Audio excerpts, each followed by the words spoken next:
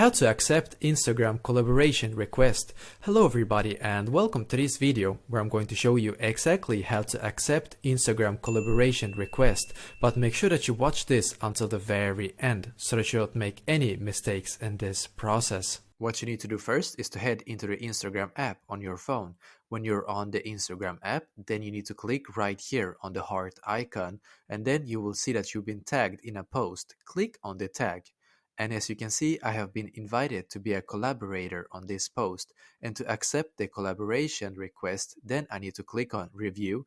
And when I'm in here, I need to click on accept. You can also decline it as well if you want, of course.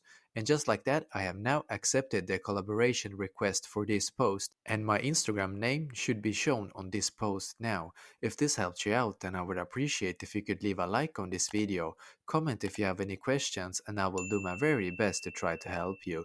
And also don't forget to subscribe to my channel because I'm doing these kind of helpful videos every day. Thank you for watching and have an awesome day.